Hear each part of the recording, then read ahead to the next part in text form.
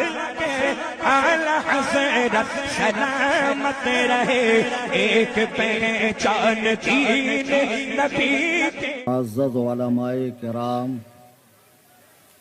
حاضرین بزم، السلام علیکم ورحمۃ اللہ وبرکاتہ۔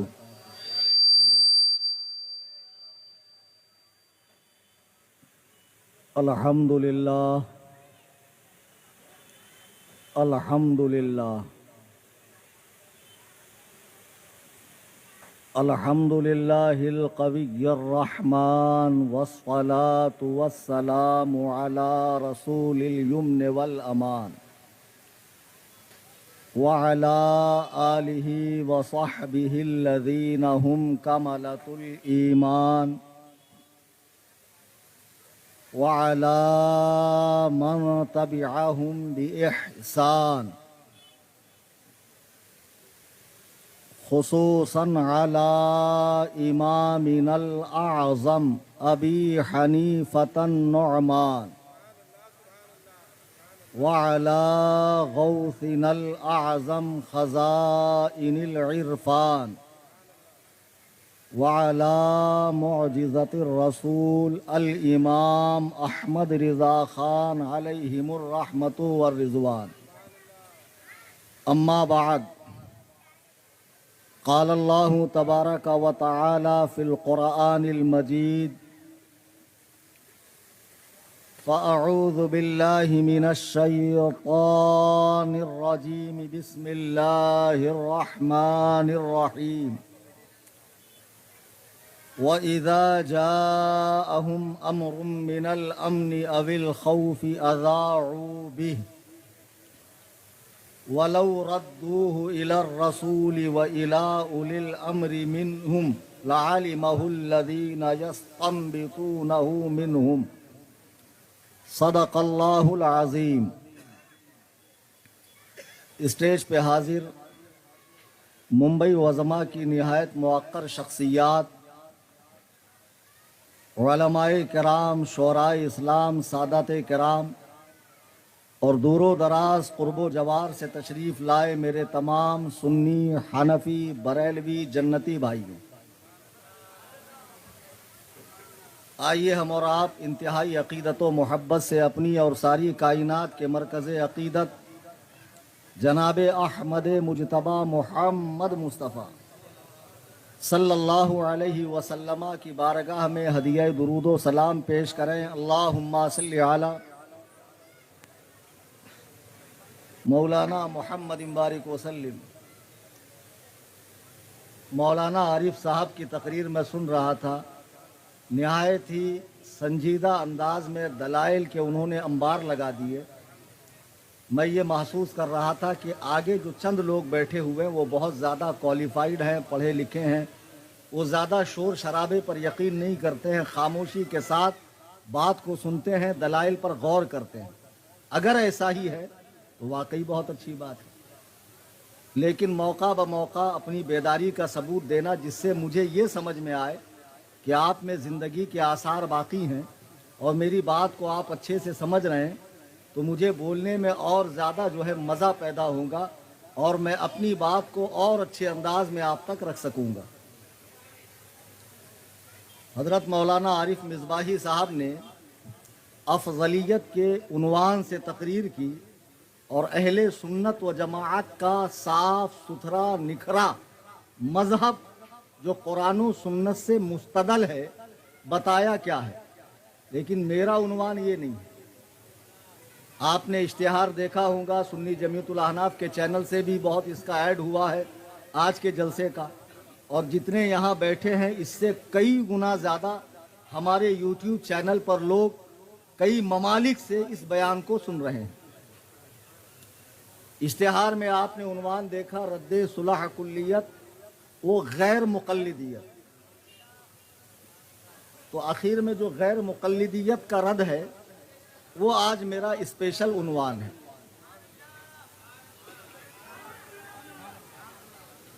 میں نے اسی مناسبت سے آیت کریمہ پڑھی۔ میں چاہوں گا جتنی دیر میری بات ہو رہی ہے آپ ذہن حاضر رکھ کر، ممبئی میں رہنے والے لوگ ہیں اور जब टेक्नोलॉजी आसमान की बुलंदियों को छू रही है, उस दौर में आप जी रहे हैं, तो इस दौर में आपको भी हसास होना चाहिए, एक्सपर्ट होना चाहिए और दलाइल के हथियार से लैस होना चाहिए कि कोई भी बातिल फ़िरका आपके सामने टिक न सके।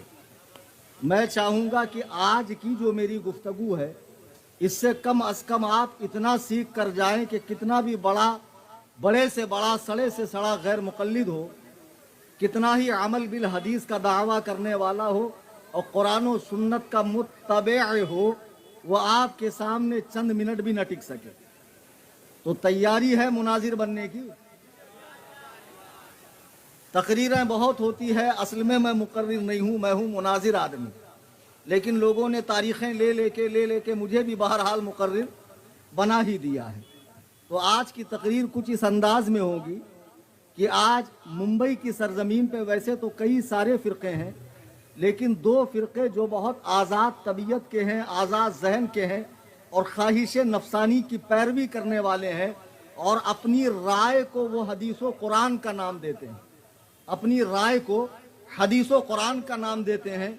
और मैं जानता हूँ जहाँ मैं तकरीर कर रहा हूँ उसके चारों जानिब वो लोग मौजूद हैं, मेरी बात को सुन रहे हैं और ऑनलाइन भी बगौर सुन रहे हैं कि हमारे बारे में आखिर क्या बोला जाने वाला है। तो जो अभी नए जुड़े हैं गैर मुक़ल्लिदीन से, अहले हुदायत से, मैं उनसे गुजारिश करूंगा कि तकरीर को आप इस हिसाब से मत सुनिए कि आपको टोन किया जा रहा है, टॉर्चर किया जा रहा है, आपकी तजलील हो रही है। अल्लाह की कसम, इस बज़्म में किसी की तजलील मकसूद नहीं है, बल्कि हमारा मकसूद है इस्लाह। जो लोग तहकीक के नाम पर अहले सुन्नत व जमात को छोड़कर दीगर फ़िरक़ों में जा रहे हैं, मैं उनसे गुजारिश करूंगा कि अपनी तहकीक पर नजर सानी करें और देखें कि जिस तरफ आप जा रहे हैं उनका माजी क्या है, हाल क्या है और उनका भयानक अंजाम क्या है। एक जमात मुंबई की सरजमीन पर, वैसे तो दो जमातें एक बहुत कलील मिकदार में है, एक है अहले कुरान, कुरान वाले, और एक है अहले हदीस, हदीस वाले। तो जो कुछ पाए जाते हैं वो अहले हदीस हैं और इन्हीं के बड़े भाई हैं अहले कुरान। तो इन हजरात का ये दावा है, जैसे अहले कुरान दावा करते हैं कि हम मुहद्दिसीन की बात को नहीं मानते, जिन्होंने रसूलुल्लाह के अक़वाल को, अफ़आल को, तकरीर को, तहरीर को, नशिस्तों बरखास्त को, गज़वात को, आपकी खलवत को, जलवत को हदीस की किताबों में लिखा है, उस मुबारक जमात को क्या कहा जाता है? मुहद्दिसीन। आपको बीच बीच में बोलना है तभी आप मुनाजिर बनेंगे। वो मुबारक जमात जिसने रसूलुल्लाह अलैहिस्सलाम के अक़वाल को ज़ब्ते तहरीर में लाया, किताबी शक्ल दी, उस मुबारक जमात को मुहद्दिसीन कहा जाता है। तो हम लोग जो 14वीं सदी में पैदा हुए, नबी के ज़माने से हज़ारों साल के बाद, आज हमारे पास दीन की तहकीक का कोई ज़रिया नहीं है, हम खामोशी के साथ उन बड़ों की बात को मान लेते हैं। फिर एक तबका ये हुआ कि जो हदीस को तो मान रहा है, मुहद्दिसीन की बात को, लेकिन मुजतहिदीन की बात को नहीं मानता। वो कहता है जैसे अहले कुरान मुहद्दिसीन की राय को, उनके अक़वाल की तहकीक करते हैं, वैसे ही हम भी मुजतहिदीन के अक़वाल को, उनके मसाइल को, उनके फ़िक़ही मज़हब की तहकीक करते हैं। गलत को गलत और सही को सही कहते हैं। हम लोगों की जमात तहकीक वाली जमात है। आज की नशिस्त में यह देखना है कि इस दौर में हदीसो कुरान और दीन की तहकीक की गुंजाइश है। क्या ख्याल है आपका? आज के दौर में हदीस, कुरान और दीन की तहकीक की गुंजाइश है या तहकीक मुकम्मल हो चुकी है, अमल करना है? मैंने सूरे निसा की आयत नंबर 83 पढ़ी है और जितने गैर मुक़ल्लिदीन सुन रहे हैं इस्लाह की नीयत से सुने, इसलिए कि मकसूद है इस बज़्म में इस्लाह मफासिद। नश्तर जो लगाता है वो दुश्मन नहीं होता। डॉक्टर अगर चीर फाड़ करता है तो भले के लिए करता है, भले थोड़ी देर की तकलीफ हो रही है, लेकिन ये थोड़ी देर की तकलीफ आपको हमेशा का आराम पहुंचाएगी। आपको कहीं कहीं तकलीफ होगी, लेकिन खुदा हूं तुम्हारा भला। पड़ी आयत को सुने और इसी पर पूरी तकरीर है, जितनी देर मौका मिल जाए। اللہ فرما رہا ہے وَإِذَا جَاءَهُمْ أَمْرٌ مِّنَ الْأَمْنِ أَوِ الْخَوْفِ أَذَاعُوا بِهِ، جب تمہارے پاس کوئی خبر آئے ڈر والی، خوشی والی، اطمینان والی، تو اس خبر کو کہاں لے کر جاؤ؟ ایک فرقہ کہتا ہم خدا کے سوا کسی کی نہیں مانیں گے، کلام اللہ کو مانیں گے، حدیث کو نہیں مانیں گے۔ حدیث محدثین نے جمع کی ہے، 300 سال بعد جمع ہوئی ہے، حدیث کو ہم نہیں مانیں گے۔ قرآن کہہ رہا وَلَوْ رَدُّوهُ إِلَى الرَّسُولِ، جب کوئی بات آئے تو رسول کے پاس لے کر جاؤ۔ وَإِلَىٰ أُولِي الْأَمْرِ مِنْهُمْ، اور جو تم میں علماء ہیں، فقہا ہیں، مجتہدین ہیں، اہل استنباط ہیں، اہل اجتہاد ہیں، ان کے پاس لے کر جاؤ۔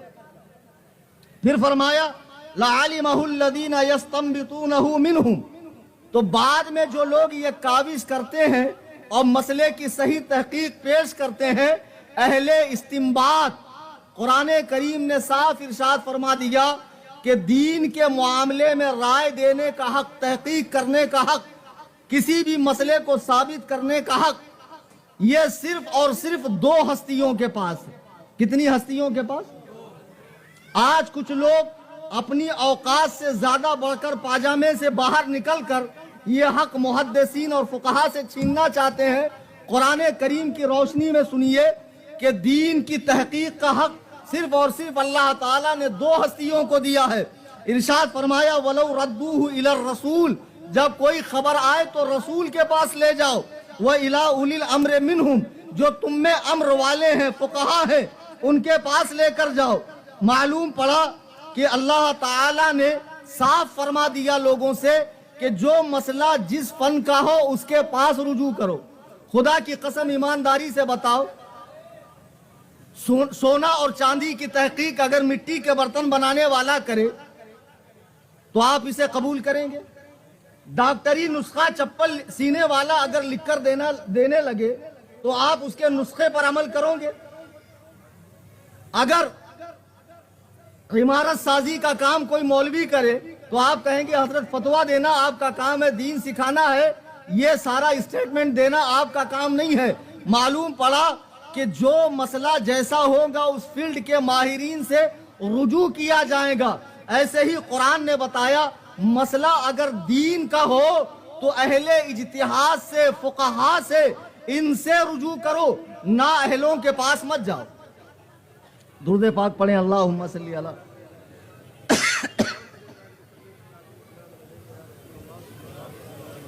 اچھا آپ لوگ میری بات سمجھ رہے ہیں؟ ڈسٹرب مجھے بھی بہت ہو رہا ہے۔ میں نے عرض کیا تھا کہ کسی ہال کا انتظام کیا جائے تاکہ پرسکون ماحول میں بات ہو، لیکن اب یہ عوامی شاہراہ ہے، لوگوں کا آنا جانا لگا رہے گا، تو آپ میری طرف دیکھتے رہیے۔ اس آیت میں ارشاد فرمایا گیا کہ تحقیق کا حق اللہ تعالیٰ نے 2 ہستیوں کو دیا ہے، انبیاء و مرسلین یعنی رسولوں کو، اور ایک مجتہدین کو دیا ہے، وہ الی اولی الامر۔ تو اولی الامر کون ہے؟ عبداللہ ابن عبدہ ہے۔ اولی الامر سے مراد علماء ہیں، فقہا ہیں، یعنی مجتہدین کی جماعت ہے۔ تو ان دونوں ہستیوں کو دین کی تحقیق کا حق دیا گیا ہے۔ اب اس میں رسول علیہ السلام جو کچھ ارشاد فرمائیں گے وہ شارع کی حیثیت سے فرمائیں گے، دین نافذ کرنے والے کی حیثیت سے فرمائیں گے، اور مجتہدین جو کچھ فرمائیں گے وہ شارع کی حیثیت سے فرمائیں گے، ماہر قانون کے حیثیت سے فرمائیں گے، اور نبی جو فرمائیں گے وہ قانون ساز کی حیثیت سے فرمائیں گے۔ آگے ارشاد فرمایا کہ آگے یہ لوگ جو استنباط کر کے مسئلہ بتاتے ہیں، قرآن میں اللہ نے جو ارشاد فرمایا یہ جو استنباط کرتے ہیں لَعَلِمَهُ الَّذِينَ يَسْتَنبِطُونَهُ مِنْهُمْ، تو یہ استنباط کیا ہے؟ آج کل بڑا خوبصورت نعرہ دیا جا رہا ہے 2 ہاتھ ہے 2 چیزیں ہیں، قرآن حدیث، ایک سے قرآن پکڑو ایک سے حدیث، 2 پیر ہے ایک سے قرآن کی طرف چلو ایک سے حدیث کی طرف، 2 کان ہے ایک سے قرآن سنو ایک سے حدیث، ایک سے قرآن۔ لوگوں کو موٹے نفس کا بنا کر ہر کس و ناکس کے ہاتھ میں قرآن و حدیث دے کر کہا جا رہا ہے تم دین کی تحقیق کرو۔ اللہ کی قسم یہ دین کی تحقیق نہیں ہے، اپنا بیڑا غرق کرنا ہے، اپنی لٹیا ڈبونا ہے۔ کیا دین کی تحقیق ایسے ٹچے لوگ کریں گے؟ جبکہ قرآن میں سورہ نساء کی آیت نمبر 83 میں اللہ نے صاف فرمایا تم رسول کے پاس جاؤ، تم اولی الامر کے پاس جاؤ، علماء اور فقہا کے پاس. اور بعد میں جو یہ لوگ کوشش کرتے ہیں، استنباط کرتے ہیں. اب استنباط کیا ہے وہ سمجھیے. استنباط کہتے ہیں جب سے اللہ تعالیٰ نے زمین کو پیدا فرمایا ہے، اس زمین کی تہوں میں اللہ نے پانی رکھا ہے، پیٹرول رکھا ہے، ڈیزل رکھا ہے، گیس رکھا ہے. یہ سب زمین کے اوپات کے پاس اسی لیے اب کوئی کہے بھائی جوہو گلی کے اندر جو کنواں ہے وہ سید عیسیٰ نے کھودا ہے. کوئی کہے بھائی جوہو گلی کے اندر جو کنواں ہے وہ سید عیسیٰ نے کھودا ہے. مت پینا، اس لیے کہ اس کا نام عیسیٰ کے نام پر ہے، اس کے اندر کا پانی اس نے پیدا کیا ہے، جو پیے گا وہ مشرک ہوگا. لوگ کہیں گے ابے عقل سے پینگل، اس نے صرف کھودا ہے، پیدا رب نے کیا ہے. ایسے ہی لوگ کہتے ہیں حنفی مذہب پہ عمل مت، اس نے صرف کھودا ہے، پیدا رب نے کیا ہے. ایسے ہی لوگ کہتے ہیں حنفی مذہب پہ عمل مت کرنا، ابو حنیفہ نے گھر سے مسئلے بتائے ہیں. ابے گدھو، اس کنویں کا نام صرف ابو حنیفہ نے گھر سے مسئلے بتائے ہیں. ابے گدھو، اس کنویں کا نام صرف فقہ حنفی ہے، مذہب حنفی ہے. اس میں مسئلے جتنے ہیں وہ سب حدیث و قرآن سے ہیں، وہ سب حدیث و قرآن سے یہ مسائل بیان کیے گئے ہیں. اس کا نام صرف تعارف کے لیے، پہچان کے لیے رکھا گیا کہ یہ ان کا مذہب ہے. اب کوئی کہے صاحب اچھا ٹھیک ہے، پوری زندگی ایک ہی کنویں کا پانی پینا شرک ہے، تقلیدیں شخصی ہو جائیں گی. ایک ہی مذہب پہ عمل مت کرو، دوسرے مذہب پر بھی عمل کرو. یعنی فجر اگر جوہو گلی میں کر رہا ہے فجر کا وضو، تو ظہر کا وضو کرلا میں کرے، مغرب کا وضو بھنڈی بازار میں کرے. ابے بے وقوف، جو آسانی سے اویلیبل ہو. ہم پوری زندگی اسی کنویں سے پانی پیئیں گے اور اسی دینی کنویں سے اپنی علمی پیاس بجھا کر اپنے مسائل کو حل کریں گے. اس میں شرک والی بات کیا ہے؟ اب دنیا میں تم پائے نہیں جاتے ہو. پورے بمبئی میں اگر کاؤنٹ کریں گے آپ تو میرے خیال سے 50 مسجدیں بھی ان کی نہیں ہوں گی. بمبئی میں اگر 100% مسلمان ہے تو 80% حنفی ہے. 80%. 10% میں سینہ ٹھوکنے والے جن کے دلوں میں صحابہ کا بغض ہے. 9% شافعی ہے. 1% میں اہل قرآن، اہل حدیث ہے. تو ظاہر سی بات ہے جہاں سے ہماری دینی ضرورتیں پوری ہو رہی ہے ہم وہیں سے اپنے مسئلے حل کریں گے. اب اچھے سے آپ سمجھ لیں کہ اللہ نے تحقیق کا حق دین کے معاملے میں آج یہ بیان اس لیے کرنا پڑ رہا ہے کہ ایک شخص 10x10 کے کمرے میں بیٹھ کر 14 صدیاں گزرنے کے بعد اردو کی چند کتابیں رکھ کر بتاتا ہے کہ میں دین کی تحقیق کر رہا ہوں. کام تو اس کا یہ تھا موہری کی پائپ لائن صحیح کرنا، گٹر کی پائپ لائن صحیح کرنا، پھنسا ہوا گٹر صاف کرنا. پلمبر کا کام کیا ہوتا ہے؟ لیکن اب پلمبر، انجینئر، ڈاکٹر، یہی لوگ دین کی تحقیق کر رہے ہیں اور لوگ ان کی بات مان رہے. نہیں، اللہ نے دین میں تحقیق کا حق رسول کو دیا ہے اور اس کی امت میں، رسول کی امت میں مجتہدین اور فقہا کو دیا ہے، غیرے کو نہیں دیا. اچھا، رسول وہ ذات کہ جس کی ہر بات وحی الہی ہوتی ہے، جس کی تربیت وحی الہی کی روشنی میں ہوتی ہے، وہ قانون ساز بھی ہے، وہ شارع بھی ہے، وہ دین بنانے والا بھی ہے. قرآن نے کہا ما آتاکم الرسول فخذوہ وما نہاکم عنہ فانتہوا. رسول جو تمہیں دے دیں وہ لے لو اور جس بات سے روکیں اس سے رک جاؤ. تو اس آیت سے قرآن کے بعد نبی کی بات حدیث کا حجت ہونا ثابت ہو گیا. لیکن شیطان نے اللہ سے کہا تھا کہ میں تیرے بندوں کو دین پر قائم نہیں رہنے دوں گا، بھڑکاؤں گا. تو شیطان نے آ کر لوگوں کو بھڑکایا. تم نبی کی حدیث کو مان رہے، یہ تو اللہ کے ساتھ شرک ہے. نبی مخلوق ہے، مخلوق کی بات ماننا یہ اللہ کی ذات میں شرک ہے. نبی کا کام تھا لا کر دینا. نبی کا کام اتنا جتنا ڈاکیے کا کام ہے، جتنی چٹھی رساں کا کام ہے. ہاں، یہ اہل قرآن فرقے کی بولی ہے اور آج اس فرقے کے لوگ بھی انٹرنیٹ پر موجود ہیں. نبی کا کام ڈاکیے کا ہے، لا کر دینا. اب ہمارا کام ہے سمجھنا، پڑھنا، عمل کرنا. اب نبی کی بات کو کن لوگوں نے لکھا؟ محدثین نے لکھا. حضور علیہ الصلوۃ والسلام کی بات کو محدثین نے لکھا حدیث کے اندر.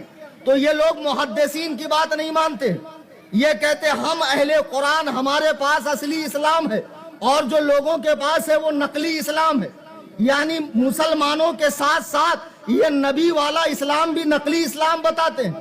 عجیب بات ہے، پیدا انگریز کے دور میں ہوئے اور قرآن کے مالک بن بیٹھے، قرآن کے مالک بن بیٹھے۔ معاذ اللہ رب العالمین، حدیث کو چھوڑ کر قرآن پہ عمل ہو سکتا ہے؟ یہ لوگ حدیث کو نہیں مانتے ہیں، اہل قرآن، اور آج ان کی بھی انٹرنیٹ پہ اچھی خاصی تعداد ہے، چونکہ دین کو شارٹ کٹ کر رہے ہیں، آسان کر رہے ہیں، بہت سارا لولی پاپ دے رہے ہیں آسانی کا، تو لوگ اسی کو مزے سے چوس رہے ہیں کہ زیادہ پابندیاں نہیں ہے، آسانی آسانی ہے۔ بیٹے یہ آسانی قیامت میں تجھے پتا چلے گی اس کا انجام کتنا بھیانک ہے۔ تو اس ایک فرقے نے حضور کی بات یعنی محدثین کا انکار کیا کہ ہم محدثین کو نہیں مانتے، ہم حدیث کو نہیں مانتے، ہم ڈائریکٹ قرآن کو مانتے ہیں۔ ان سے کہنا قرآن سے ذرا 2 رکعت نماز ہی پڑھ کے دکھا دو۔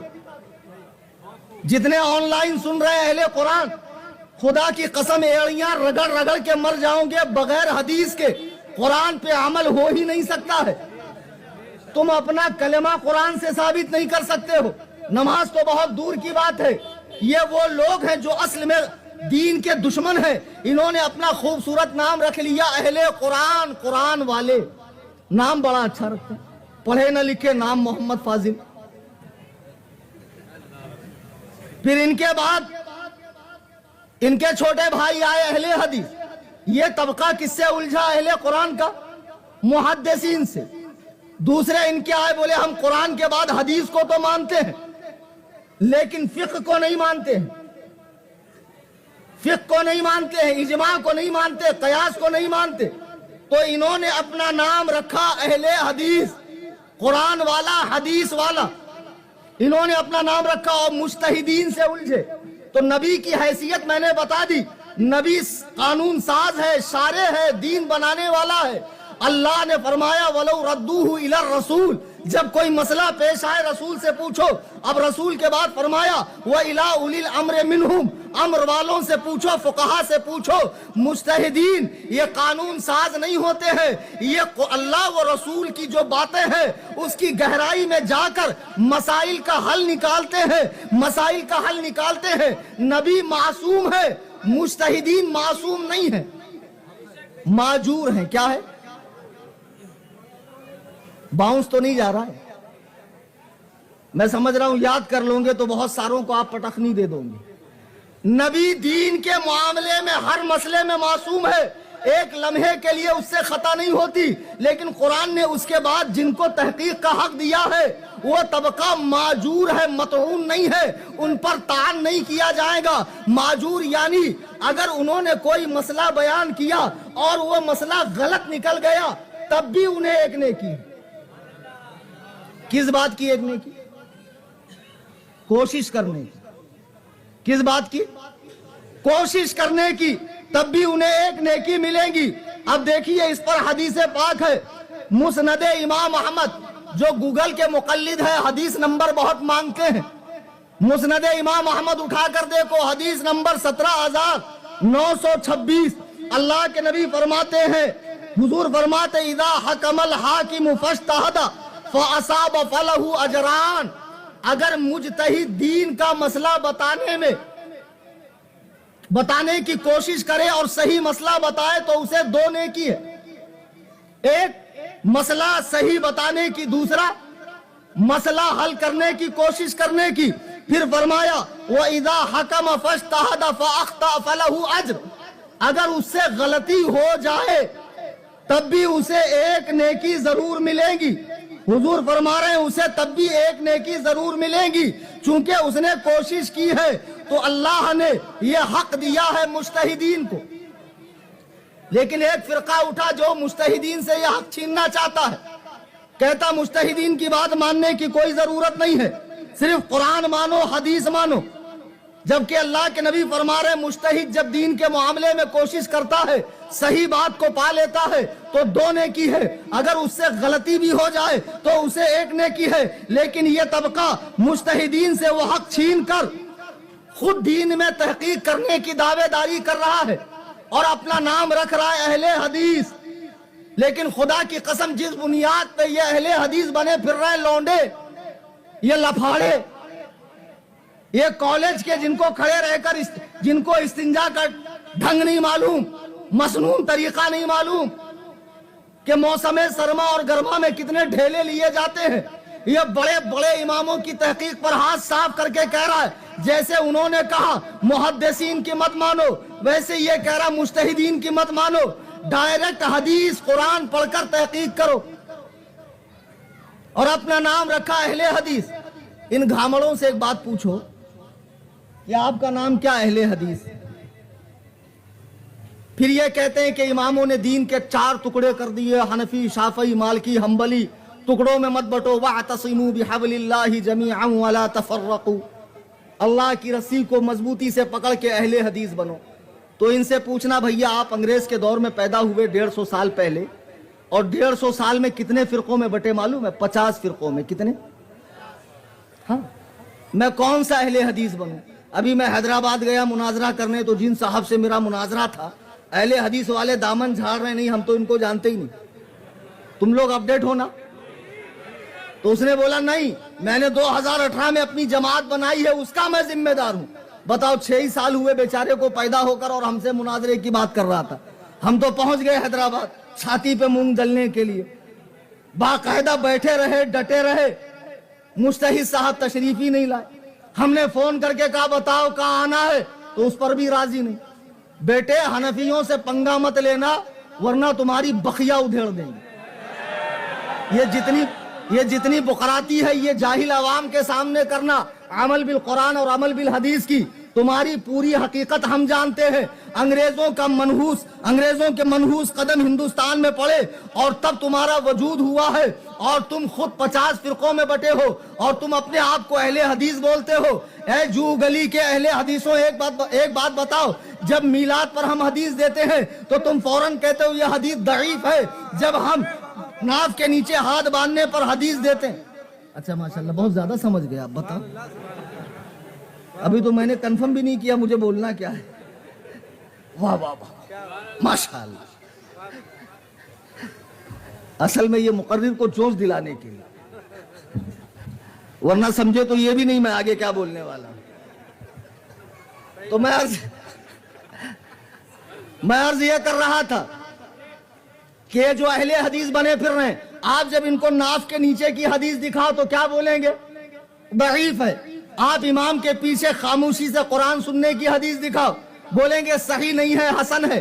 ان سے کہو اچھا حدیث کی قسمیں ہوتی ہے، بولیں گے جی ہاں حدیث کی بالکل قسمیں ہوتی ہے، بنا قسموں کی حدیث تھوڑی ہوتی ہے۔ تو کہو ابے گھامڑ خر دماغ بیدال کے بودم چغت البخارا اخبث الناس نطفہ ناتحقیق خارج البشر والآدمیہ والانسانیہ والحیوانیہ، اہل حدیث کیسے بنا؟ تم میں کوئی صحیح اہل حدیث ہونا چاہیے، کوئی ضعیف اہل حدیث ہونا چاہیے، کوئی حسن اہل حدیث ہونا چاہیے، کوئی مرفوع اہل حدیث ہونا چاہیے، کوئی مقطوع اہل حدیث ہونا چاہیے۔ حدیث کی قسمیں ہیں، حدیث کی قسمیں ہیں، تو پھر اہل حدیثوں کی قسمیں کیوں نہیں؟ بہرحال اللہ نے حق دیا رسول کو، تو ایک طبقہ آیا رسول سے حق چھیننے کے لیے، پھر اللہ نے حق دیا مجتہدین کو، ایک طبقہ آیا مجتہدین سے حق چھیننے کے لیے۔ اچھا اب یہ جو 2 طبقے آئے حق چھیننے والے، یہ کون ہے؟ صحیح بخاری حدیث نوٹ کر لو 59 نمبر، اور جو نمبر میں بتا رہا ہوں وہ اسلام 360 جہاں سے یہ بیچارے دین سیکھتے ہیں، گوگل کے مقلد۔ اگر 8-10 دن کے لیے انٹرنیٹ سروس بند ہو جائیں گی تو سارے بمبئی کے غیر مقلد یتیم ہو جائیں گے۔ ان کا جو کچھ بھی ہے وہ سارا انٹرنیٹ کے اوپر ٹکا ہوا ہے، ان کا جو کچھ ہے وہ سارا کے سارا انٹرنیٹ پہ ٹکا ہوا ہے۔ اللہ کے نبی علیہ السلام سے ایک صحابی نے پوچھا اے اللہ کے رسول قیامت کب آئیں گی؟ بخاری شریف حدیث نمبر 59۔ ایک صحابی نے پوچھا اللہ کے رسول قیامت کب آئیں گی؟ تو حضور نے فرمایا جب امانتوں کو ضائع کر دیا جائے۔ تو اس نے کہا یا رسول اللہ امانتوں کے ضائع ہونے کا مطلب کیا ہے؟ سنو، آمنہ کے لال ارشاد فرما رہے اذا وسد الامر الى غیر اہلہ فانتظر الساعہ، جب کوئی کام جو اچھا ہو نااہل کرنے لگے تو قیامت قریب ہے۔ اللہ کی قسم، حضور کے اس ارشاد نے ایسی عالمگیر حقیقت کو کھول دیا جسے ہم ماتھے کی آنکھوں سے دیکھ رہے ہیں۔ یعنی ڈاکٹر کا کام حجام نہیں کر سکتا، حجام کا کام موچی نہیں کر سکتا، موچی کا کام سنار نہیں کر سکتا، سنار کا کام مولوی نہیں کر سکتا۔ یعنی جس کا جو کام ہے وہ کام کرے۔ اب جب نااہل اس طرح دین میں تحقیق کرنے لگیں گے تو حضور فرماتے ہیں قیامت کا انتظار کرو کہ قیامت قریب ہے۔ اب ہم تو دیکھ رہے ہیں کہ دین مدون ہو چکا، مذاہب بن چکے، اب بس عمل کرنا ہے، روٹیاں پکی ہے کھا لو۔ کچھ لوگوں کے پیٹ میں مروڑ اڑ گئی، کہا نہیں ہم ان کے مسئلوں کو نہیں مانیں گے، تحقیق کریں گے، اور تحقیق کر کر ہم صحیح کو صحیح اور غلط کو غلط بتائیں گے۔ ایک بڑا خوبصورت نعرہ دیتے ہیں اہل حدیث، کیا ائمہ مجتہدین معصوم تھے؟ بتائیے۔ میں نے شروع میں کہا نا، معذور تھے، معصوم نہیں۔ کہا اس لیے ہم ان کے مسئلوں کی تحقیق کرتے ہیں۔ اہل قرآن کہتے ہیں محدثین معصوم تھے؟ نہیں، اس لیے ہم ان کے مسئلوں کی تحقیق کرتے ہیں، اس لیے کہ وہ معصوم نہیں تھے، ان کی غلطی کو غلط اور ان کے صحیح کو صحیح ہم بتائیں گے۔ بات تو سولہ آنے صحیح ہے کہ محدثین بھی معصوم نہیں اور مجتہدین بھی معصوم نہیں، لیکن بات ادھوری ہے، بات ادھوری ہے۔ اگر محدثین معصوم نہیں تو کیا اہل قرآن معصوم ہے؟ نہیں سمجھے؟ اگر مجتہدین امام اعظم ابو حنیفہ معصوم نہیں تو کیا یہ بمبئی کا لونڈا لفاڑا جس کو اردو تک لکھنی نہیں آتی ہے، میرے گھر کے وائی فائی میں لکھا تھا سنی لائن پڑھ رہا گدہ الذی سنی لے ہوں، بتاؤ جس کو پڑھنا نہیں آتا ہے، یہ بے وقوف وہ 1400 سال پرانی ہستیوں سے لڑ رہا ہے، کہتا وہ معصوم نہیں۔ ابے وہ معصوم نہیں ہے تو کون سا معصوم ہے؟ لڑائی معصوم غیر معصوم کی نہیں ہے، اچھے سے سمجھو، لڑائی معصوم غیر معصوم کی نہیں ہے۔ ایسا نہیں ہے کہ ابو حنیفہ معصوم نہیں اور اہل حدیث معصوم ہے، نہیں، دونوں معصوم نہیں ہے۔ لڑائی ہے اہل اور نااہل کی۔ کس کی لڑائی ہے؟ اللہ کی قسم، محدثین اپنے فن میں پوری امت کا اجماع ہے، علم حدیث میں محدثین اہل ہیں۔ آج کے دور کے اہل قرآن کتنے بڑے ادیب ہوں، مصنف ہوں، بلیغ ہوں، فصیح ہوں، کتنے ہی زیادہ علم رکھنے والے ہوں، چاہے وہ اسلم جیراج پوری ہو، عبداللہ چکڑالوی ہو، یا پھر غلام پرویز ہو، یا جاوید احمد غامدی ہو، یا شیخ محمد ہو، کتنے ہی قابل ہو، لیکن فن حدیث میں ابھی یہ چون کا مربع ہے، یہ اہل نہیں ہے۔ محدثین اہل ہیں، ایسے ہی مجتہدین اگرچہ معصوم نہیں ہے لیکن وہ اہل ہیں۔ آج کے دور میں کتنا ہی بڑا اہل حدیث عالم ہو، چاہے عرب دنیا میں شیخ یوسف القرضاوی ہو، یا ناصر الدین البانی ہو، یا شیخ صالح الفوزان ہو، یا عبداللہ ابن باز ہو، یا شیخ عثیمین ہو، یا ہندوستان کی سرزمین پر میاں نذیر حسین دہلوی ہو، حسین بٹالوی ہو، وحید الزما ہو، نواب صدیق حسن خان بھوپالی ہو، یہ اہل حدیث عالم کتنے ہی بڑے ہوں، لیکن مجتہدین کے دروازے کے باہر کچرا چننے والوں کی بھی ان کی حیثیت نہیں ہے۔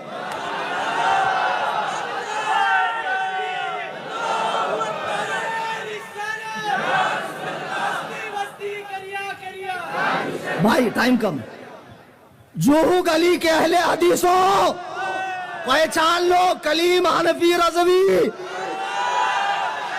15 منٹ کے ڈسٹنس پہ رہتا ہوں، 15 منٹ کے ڈسٹنس پہ، جانے کے بعد مناظرہ آئے تو بلا لینا، موسٹ ویلکم فور۔ ہاں نعرے مت لگا بھائی، ٹائم بہت کم ہے۔ خدا کی قسم، اب یہ جو نااہل کوشش کر رہے ہیں دین میں تحقیق کی، اللہ کے نبی فرماتے ہیں، حضور کا ارشاد ہے ترمذی شریف میں کہ جس شخص نے قرآن میں اپنی رائے لگائی وہ اپنا ٹھکانہ دوزخ بنا لے۔ پھر حضور نے فرمایا جس نے قرآن میں اپنی رائے لگائی اگر وہ درست بات کو پا بھی لے گا، نااہل ہے تو درست بات کو پا لے گا تب بھی وہ گنہگار ہے، اگر مجتہد سے خطا ہو جائے تب بھی اسے سوا۔ 4 مذہب ہیں، سب کے طریقے الگ الگ ہیں، چاروں مجتہد مطلق ہیں، چاروں کے مقلدین کو ان کے مذہب پر عمل کرنے کا ثواب ملے گا۔ آج کے دور میں دین کی تحقیق نہیں ہو سکتی ہے۔ جو یہ نااہلوں کا گروہ دین کی تحقیق کے نام پر گندگی کرتا پھر رہا ہے، خدا کی قسم یہ گندگی برداشت نہیں ہے۔ حضرت ابو ہریرہ کہتے ہیں اللہ کے نبی نے ارشاد فرمایا 3 چیزیں نجات دینے والی ہیں، 3 چیزیں ہلاک کرنے والی ہیں۔ مشکات کی حدیث ہے، حضور نے فرمایا کھلے اور چھپے ہر حال میں اللہ سے ڈرنا، خوشی ہو یا ناراضگی ہر حال میں حق بات کہنا، امیری ہو یا فقیری ہر حال میں میانہ روی اختیار کرنا۔ پھر حضور نے فرمایا 3 چیزیں برباد کرنے والی ہے۔ ایک، اپنی خواہش نفس پر چلنا، اپنی خواہش نفس پہ چلنا، کنجوسی کرنا اور اپنی رائے پر اترانا، اور سب سے زیادہ خطرناک اپنی رائے پہ اترانا ہے۔ بتاؤ یار، اچھا خاصا سنی تھا، یہاں پان پٹی پر بیٹھ کے لوگوں کو پان کھلاتا تھا، پوچھ پوچھ کے چونا لگاتا تھا کتنا لگاؤ۔ سعودیہ جا کر بہت بڑا علامہ بن گیا، یہ جھاپک جھوا داڑا، یہ ماتھے پر شامی کباب، وہاں سے تشریف لایا اتنے بڑے فیٹ العلوم کے ساتھ، ہم نے سعودیہ میں نہیں دیکھا۔ اچھا تو سعودیہ 1,24,000 کم و بیش نبی میں سے کسی نبی کا نام ہے کہ اللہ کی جانب سے اتری ہوئی کسی کتاب کا نام ہے، یا چاروں مذاہب میں سے کسی مذہب کا نام ہے؟ کیا ہے وہ سعودیہ؟ ہم نے سعودیہ میں نہیں دیکھا۔ اور یہ گھامڑ تحقیق کر رہا ہے کہ ابو حنیفہ نے فلاں مسئلہ ایسا بتایا، فلاں مسئلہ ایسا بتایا۔ جوہو گلی کے غیر مقلدوں، ایک مناظرہ ہو ہی جائے، کیا خیال؟ اینی ٹائم تیاری رہتا ہوں میں مناظرے کے لیے، اتنا زیادہ مناظرہ آتا کبھی کبھی میں سوچتا ہوں یار جلدی نکل جائے تو اچھا، نکلتا ہی نہیں، لوگ آتے ہی نہیں، بلا لیتے۔ بزنس کلاس کا ٹکٹ لے کے حیدرآباد میں پہنچا، آپ لوگوں نے دیکھا نا یوٹیوب پہ ویڈیو، کتنا من تھا میرا مناظرہ کرنے کا، پتہ ہے کم بخت مارا آیا ہی نہیں، دلندر اعظم۔ بہرحال تو اب دیکھو نبی علیہ السلام، قرآن کریم نے صاف فرمایا دین میں تحقیق رسول کو، اور رسول کی امت میں کس کو؟ مجتہدین کو۔ اور مجتہدین نے جو اصول بتائے ہیں قیامت تک ان کے مذہب کے بڑے علماء ان کے اصولوں کی روشنی میں مسئلہ حل کریں گے، تو حقیقت میں یہ مسئلہ انہی کا بتایا ہوا ہے۔ اچھے سے سمجھ گئے؟ اب لوگ کہتے ہیں آپ تو اندھی تقلید کر رہے ہیں، ابو حنیفہ سے باہر ہی نہیں نکلتے۔ اب ایک گدھے، ہم اندھے ہیں اس لیے تقلید کر رہے ہیں، ہم اندھے، لیکن ہمارا جو ڈرائیور ہے بس کا وہ آنکھ والا ہے، اور وہ ہم کو ہر کھائی سے، ہر کھڈے سے، ہر خطرے سے بچا کر منزل مقصود تک لے جاتا ہے۔ اور جن کی تم تقلید کر رہے ہو وہ ڈرائیور بھی اندھا، تم بھی اندھے، اور تم سب کا ٹھکانہ جہنم سے ایک اسٹاپ پہلے۔ اچھا آج ایک مسئلہ حل کر کے میں اٹھوں گا انشاءاللہ، بڑا مزہ آئے گا۔ باتیں تو بہت کرنی تھی لیکن اتنے وقت میں گنجائش نہیں ہے، وقت اتنی اجازت نہیں دے رہا ہے۔ آج کل غیر مقلدین رفع یدین کے مسئلے میں ہاتھ اٹھانے میں، رکوع میں جاتے، رکوع سے اٹھتے اور تیسری رکعت کے بہت ہلہ مچاتے۔ شیخ عبد القادر جیلانی رفع یدین کرتے تھے، کرتے ہوں گے تو کیا ہوا؟ شیخ عبد القادر جیلانی غوث پاک رفع یدین کرتے تھے تو کرتے ہوں گے، وہ حنبلی ہیں، ہم ان کے مرید ہیں، مقلد نہیں ہیں۔ ہم ان کے کون ہیں؟ مقلد نہیں ہیں۔ ہمارے امام شریعت امام اعظم جو ان سے بھی 500 سال پہلے کے، ہم نے ابو حنیفہ کو امام شریعت بنایا ہے۔ اب بہت ہلہ ہوتا ہے کہ رفع یدین پر اتنی حدیثیں ہیں، 400 حدیثیں، 1200 حدیثیں، 1300 حدیثیں۔ میرا اعلان سن لو، مولانا عارف مصباحی کی موجودگی میں اور دیگر مفتی عرفان سبحانی، مولانا توکل اور بھی علماء کی موجودگی میں، رفع یدین کرنے کی ایک بھی ایسی حدیث نہیں ہے جس میں اضطراب نہ ہو، ایک بھی حدیث نہیں۔ اگر غیر مقلد ایک حدیث لا کر دے رفع یدین کی جو صحیح، صریح، مرفوع اور غیر معارض ہو، اللہ کی قسم اس کے وزن کے برابر میں اسے سعودی ریال دوں گا۔ اور ٹائم قیامت کی صبح تک ہے، میں نہیں رہا کسی حنفی عالم کے پاس لے کر آنا رفع یدین منسوخ ہے، منسوخ ہے۔ آئیے قرآن کریم 18واں پارہ نوٹ کر لو، سورہ مومنون کی آیت نمبر 1-2 قد افلح المؤمنون الذین هم فی صلاتهم خاشعون. اللہ فرما رہا ہے کہ کامیابی کو پہنچے وہ مومنین جو اپنی نمازوں میں خشوع اختیار کرتے ہیں.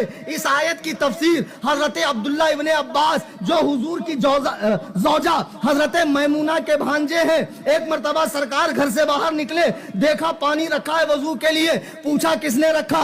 ام المومنین حضرت میمونہ نے کہا میرے بھانجے ابن عباس نے رکھا. اللہ کے نبی نے دعا دی اللہم فقہہ فی الدین وعلمہ التاویل. اے اللہ ابن عباس کو قرآن کا علم عطا فرما, دین کی سمجھ عطا فرما اور تفسیر کا علم عطا فرما.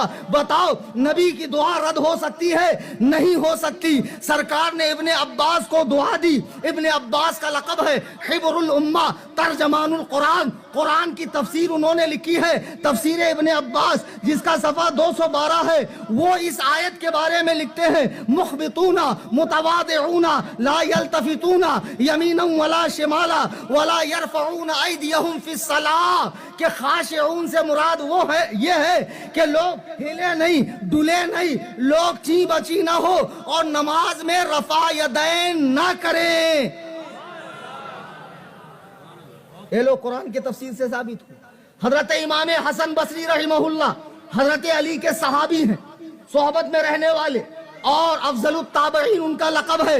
تفسیر سمرقندی جلد 2 صفحہ 208 پر فرماتے ہیں خاشعون الذین لا یرفعون ایدیہم فی الصلاۃ الا فی التکبیرۃ الاولی کی آیت میں جو فرمایا گیا خاشعون, اس سے مراد وہ ہے جو نماز میں پہلی تکبیر کے علاوہ رفع یدین نہیں کرتے.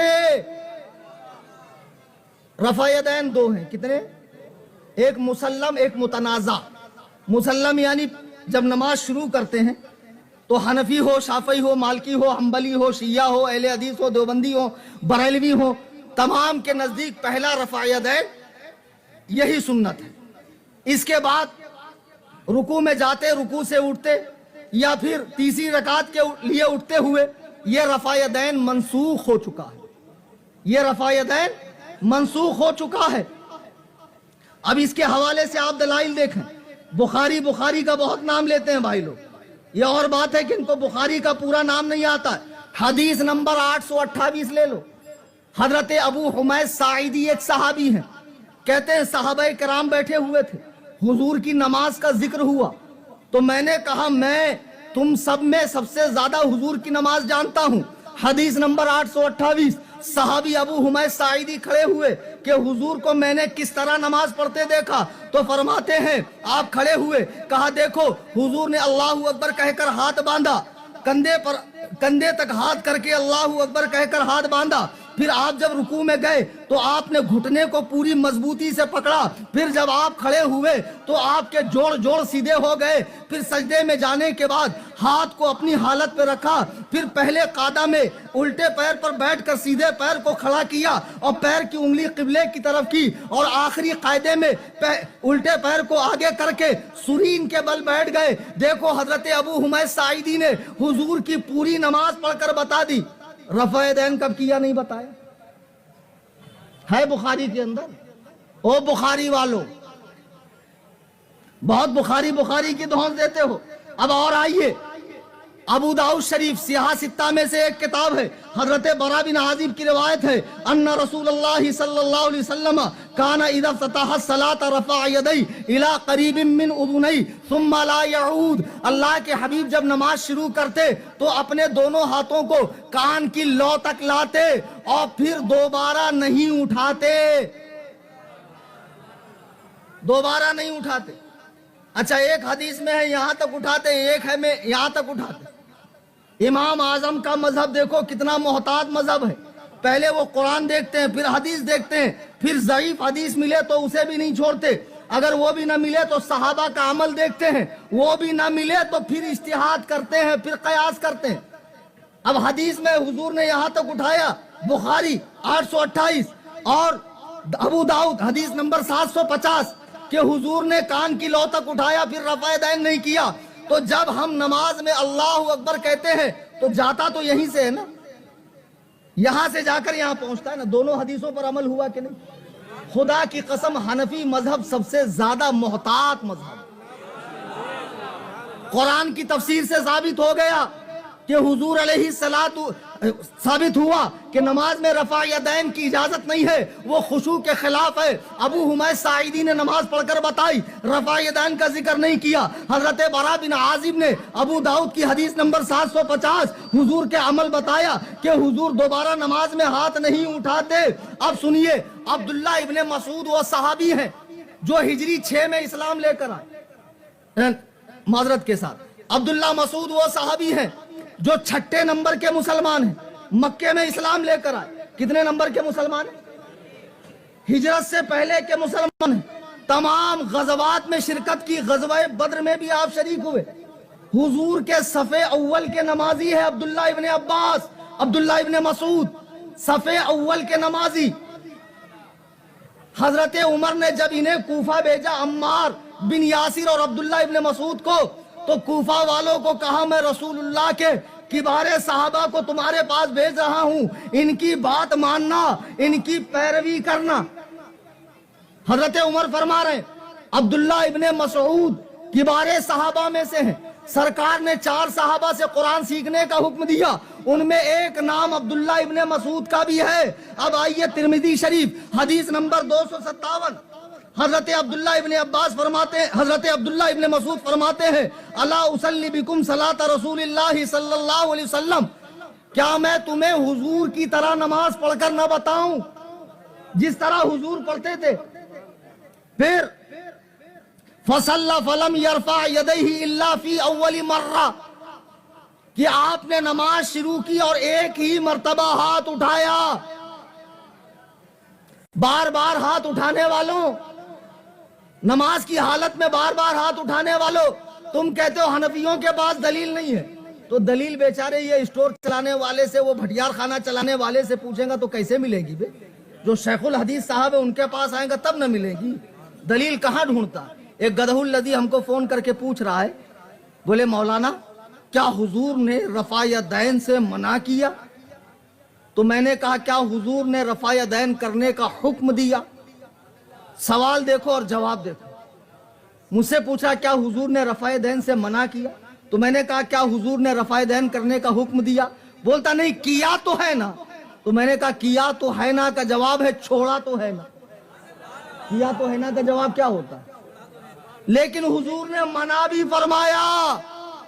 یہ تو عبداللہ ابن عباس ہے. اور سنو امام ترمذی فرما رہے ہیں قال ابو عیسیٰ حدیث ابن مسعود حدیث حسن، یہ حدیث حسن ہے. امام ترمذی کا حسن صحیح ہوتا ہے. اور پھر فرماتے ہیں بہت سے اہل علم صحابہ اور تابعین کا اس پر عمل ہے. آپ نے تفسیر سنا، آپ نے بخاری کی حدیث سنی، آپ نے ابو داؤد کی حدیث سنی، اب سنیے صحیح مسلم کی حدیث. حضور نے رفع یدین سے منع کیا ہے. جو لوگ ہم کو کہتے ہیں نا منع دکھاؤ منع دکھاؤ، ان سے کہنا بے وقوف ہو، تم کو 3 ہی مقام پہ رفع یدین کی حدیث ملی. رکوع میں جاتے، رکوع سے اٹھتے اور تیسری رکعت میں اٹھتے ہوئے. سنن نسائی اٹھاؤ، ابن ماجہ اٹھاؤ، ترمذی اٹھاؤ، رفع یدین عند السجود کی بھی حدیث ہے 2 سجدوں کے بیچ میں. حضرت مالک بن حویرث صحابی ہیں، فرماتے ہیں حضور ہر تکبیر کے ساتھ رفع یدین کرتے تھے. ہر تو ان سے پوچھو ان رفع یدین کو تم نے کیوں چھوڑا؟ سجدوں کے رفع یدین کو آپ نے کیوں چھوڑا؟ دوسری رکعت کے لیے اٹھتے ہوئے رفع یدین کو کیوں چھوڑا؟ تو جس بنیاد پہ تم اسے منسوخ سمجھتے ہو، ہم بھی اسی بنیاد پر ان 3 مقامات کے رفع یدین کو منسوخ سمجھتے ہیں. ختم ہو گیا. بات نہ کافی ہے نہ تمام ہے. جی چلیے میں ایک حدیث سنا دوں مسلم شریف کی. غیر مقلدین بھی آن لائن بہت غور و خور سے سن رہے ہیں. حضرت جابر بن سمرہ ایک صحابی ہیں، کہتے ہیں ہم لوگ نماز پڑھ رہے تھے، خرج علینا رسول اللہ صلی اللہ علیہ وسلم مالی اراکم رافعی ایدی کانہا اذناب خیل شمس، کہ ہم لوگ نماز پڑھ رہے تھے تو حضور نے ہمیں رفع یدین کرتے دیکھا تو فرمایا میں تمہیں بدکے ہوئے گھوڑے جیسے وہ دم ہلاتے ہیں ایسے بار بار ہاتھ اٹھاتے کیوں دیکھ رہا ہوں؟ اسکنوا فی الصلاۃ، نماز میں سکون اختیار کرو۔ یہ حدیث نمبر ہے 968 968۔ اب اس کے بعد دوسری حدیث ہے 970۔ غیر مقلد آپ کو کہیں گے حضور نے فرمایا تھا جو بات وہ سلام پھیرتے وقت جب صحابہ اشارہ کرتے تھے اس کے بارے میں ہے۔ صحابہ کا ایک مزاج تھا جب وہ السلام علیکم ورحمۃ اللہ کہتے تو ہاتھ اٹھا کر سلام کرتے، تو وہ حدیث دوسری ہے، اس کا حدیث نمبر ہے 970۔ اس کے راوی بھی حضرت جابر بن سمرہ ہے، وہ کہتے ہیں ہم لوگ رسول اللہ صلی اللہ علیہ وسلم کے ساتھ نماز پڑھ رہے تھے تو حضور نے ہمیں ہاتھ اٹھاتے دیکھا تو فرمایا علامۃ تؤمنون بایدیکم کانھا اذناب خیل شمس، میں تمہیں ہاتھ سے اشارہ کرتے دیکھ رہا ہوں، چپ چاپ اپنے ہاتھوں کو اپنے رانوں پر رکھو، یعنی ہاتھ اٹھانے سے منع کیا۔ غیر مقلد کہتے ہیں دیکھو جو حدیث آپ کو بتائی گئی وہ سلام میں ہاتھ اٹھانے کی ممانعت تھی، سلام تو نماز کے ختم ہونے پر کیا جاتا ہے، تو جو چیز نماز کے ختم ہونے پر نماز کے سکون کو برباد کرتی ہے اگر وہ نماز کے اندر ہو ہاتھ اٹھانا تو اس سے کتنا خلل آئے گا۔ وہ حدیث الگ ہے، یہ الگ ہے، وہ بھی جابر بن سمرہ سے ہے، یہ بھی جابر بن سمرہ سے ہے، لیکن اس کے راوی تمیم بن طرفہ ہے اور اس کے عبید اللہ بن قبطیہ ہے۔ اس میں ہے کہ ہم نماز پڑھ رہے تھے اور حضور نے ہمیں ہاتھ اٹھاتے دیکھا رفع ایدی، اور دوسری حدیث میں ہے ہم حضور کے ساتھ نماز پڑھ رہے تھے تو حضور نے ہاتھ کے اشارے سے سلام کرنے کو منع فرمایا۔ عزیزان ملت اسلامیہ، ہم حنفی ہیں الحمدللہ ثم الحمدللہ، اور انشاءاللہ بروز قیامت ہمارا رب ہمیں یہ کہہ کر پکارے گا اے حنفیوں ادھر آؤ، ہم پورے شان کے ساتھ امام اعظم کے جھنڈے تلے اپنے رب کے حضور حاضر ہوں گے انشاءاللہ۔ اور یہ جتنے پدہ پدی کے شوربے نکلے ہوئے ہیں تحقیق کے نام پر، یہ لونڈے ان کے بہکاوے میں نہ آئے، نہ ان کی پوری جماعت کو حدیث و قرآن پڑھنا نہیں آتا ہے۔ وقت بہت مختصر ہے ورنہ انشاءاللہ بہت قاعدے سے ان کی کلاس لیا ہوتا۔ بس ایک گزارش ہے، بات تو ابھی ناتمام رہ گئی، مکمل بات سننے کے لیے میرے چینل سے جڑ جائیے۔ واٹس ایپ پر ہمارا چینل ہے سنی جمعیت الاعناف۔ آسان صورت یہ ہے کہ آپ واٹس ایپ پر جائیں، واٹس ایپ میں اپڈیٹس میں جائیں، اوپر کیمرے کے بازو میں سرچ کا بٹن ہے، وہاں سنی ٹائپ کریں، نیچے سنی جمعیت الاعناف آئے گا، اس پہ کلک کریں، فالو کریں، بیل آئیکن کو دبائیں، اس کے اندر سارے باطل فرقوں کی طبیعت سے ٹھکائی ہوتی ہے، جڑ جائیے اس سے۔ چلیے دوران تقریر قرآن کریم پڑھنے میں حدیث پاک کے الفاظ بولنے میں مجھ سے کوئی غلطی خطا ہوئی ہو سبقت لسانی سے میں اللہ کے حضور معافی چاہتا ہوں۔ استغفر اللہ رب من کل ذنب واتوب الیہ، لا الہ الا اللہ محمد رسول اللہ صلی اللہ علیہ وسلم۔